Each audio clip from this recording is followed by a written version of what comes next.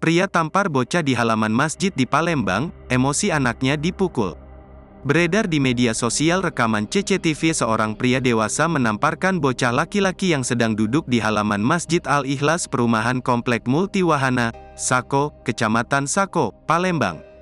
Dari video yang diupload akun Instagram @palembang.terciduk, terlihat pria tersebut menghampiri anak-anak yang sedang bermain lalu menamparkan bocah yang sedang duduk di halaman. Belakangan diketahui diduga pemicunya adalah anak dari pelaku yang menamparkan itu sebelumnya sempat dipukul oleh korban, akhirnya membuat pelaku emosi. Salwi pengurus masjid mengatakan jika kejadian tersebut terjadi 3 hari yang lalu sebelum waktu maghrib. Anak-anak itu sudah biasa main di halaman masjid, namanya juga anak-anak.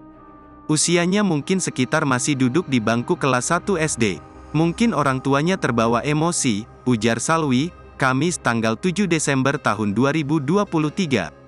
Amarsah Ketua RT 87 mengatakan peristiwa itu terjadi pada Senin tanggal 4 Desember tahun 2023 sekitar pukul 17.27 waktu Indonesia Barat. Dan awalnya ia sudah mengarahkan keluarga korban untuk berdamai. Kejadian hari Senin lalu, karena bapak korban tidak terima jadi konsultasi ke saya. Kalau saya mengarahkan lebih baik berdamai saja, tidak usah dibawa ke ranah hukum. Tapi terduga pelaku sudah ada itikat dengan mengobati korban, ujar Amarsah. Namun Amarsah menyebut belum ada pertemuan antara keluarga terduga pelaku dan keluarga korban. Sebab mesti koordinasi dengan ketua RT tempat tinggal terduga pelaku. Ia tak menampik bila kejadian itu dipicu karena anak terduga pelaku dipukul oleh korban, yang akhirnya membuat terduga pelaku emosi. Infonya seperti itu, tapi saya tidak tahu detailnya ada luka apa, katanya. Amarsah menegaskan belum ada informasi tentang kesepakatan kedua keluarga untuk menyelesaikan masalah tersebut secara damai.